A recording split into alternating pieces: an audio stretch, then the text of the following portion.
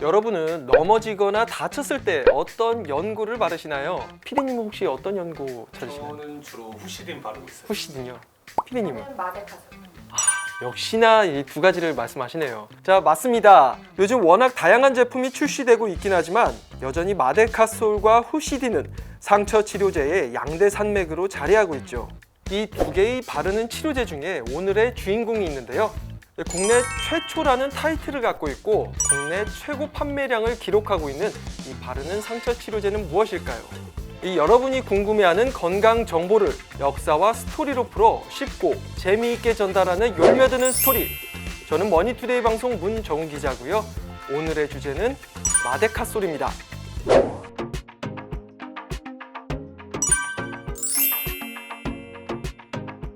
여러분 혹시 호랑이 풀이라고 들어보셨나요? 이 호랑이가 상처를 입었을 때 이 풀에 몸을 비벼서 상처를 낫게 한다고 해서 호랑이 풀이라고 불립니다.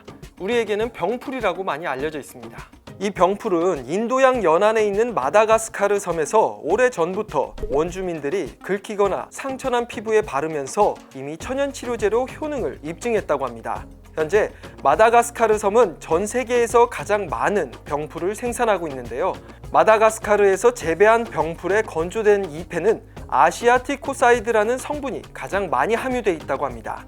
이 아시아티코사이드가 바로 피부 질환을 치료하는 주 성분입니다. 제가 갑자기 이 병풀 이야기를 왜 꺼냈는지 궁금하시죠? 바로 우리나라의 최초의 바르는 상처 치료제인 마데카솔이 이 병풀을 기반으로 한 대표적인 치료제이기 때문입니다. 사실 마데카솔은 프랑스에서 처음으로 개발한 상처 치료제였습니다. 동국제약은 1970년 이 프랑스 기업으로부터 완제품 수입을 하다가 1977년에 제조 허가를 받아 자체 생산한 상처 치료제인 마데카솔 연고를 최초로 우리나라에 내놓게 됩니다. 1984년에는 주 원료인 센텔라 정량 추출물을 제조하는 데 성공해 원료 추출에서 완제품 생산까지 모든 과정을 자체 기술로 처리하게 됐죠. 오프닝에서도 말씀드렸지만 이 마데카솔과 시장을 양분하는 브랜드가 바로 후시딘이죠. 후시딘 역시 1980년 덴마크 레오파마사가 개발한 것으로 동화약품이 레오파마사로부터 원재료를 수입해 생산하는 구조입니다. 아마 여러분도 집에 있는 후시딘을 살펴보면 이 레오파마사의 로고가 있다는 것을 확인할 수 있는데요.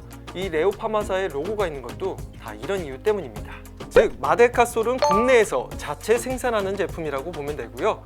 이 후시딘은 원재료를 해외에서 들여와 생산하는 제품이라고 할 수 있겠습니다. 두 제품은 또 다른 차이가 있는데요. 마데카솔은 피부 재생에 초점이 맞춰진 반면에 후시딘은 2차 감염 예방이 우선이라고 할 수 있겠습니다. 약간 다르죠? 이런 차이가 있는 건 두 제품의 주 성분이 다르기 때문입니다.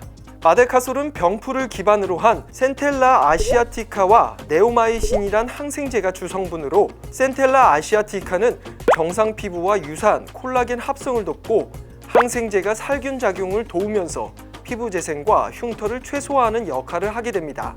후시딘은 퓨시드산 나트륨이 주 성분인데요. 세균의 증식을 억제하고 특히 포도상구균과 같은 피부 감염을 일으키는 세균에 강합니다. 하지만 분명한 것은 마데카솔과 후시딘 모두 상처에 효과적인 치료제라는 것은 동일하다고 할 수 있겠네요. 바르는 상처 치료제는 이제 진보하고 있습니다. 일반 크림의 제형에서 벗어나 분말로 뿌리는 형태부터 겔 형태까지 다양하게 판매되고 있고요. 스테로이드 성분을 별도로 추가하며 다양한 성분의 제품군을 선보이고 있습니다. 마데카솔의 병풀 성분은 단순히 상처 치료제로만 활용하지 않고 정맥순환 장애에 도움이 되는 제품으로도 개발됐는데요. 이 같은 성분으로 화장품도 만든 결과 한 유명 드럭스토어에서는 지난해 전체 스킨케어 판매 2위를 기록하기도 했습니다. 바르는 상처 치료제가 필요한 계절이 다가왔지만 우리 욜드 여러분들은 다치지 않는 건강한 하루를 보냈으면 하는 마음입니다. 제가 준비한 이야기는 여기까지고요. 오늘 이야기에 욜며들었다면 좋아요, 구독 잊지 말고 부탁드리겠습니다.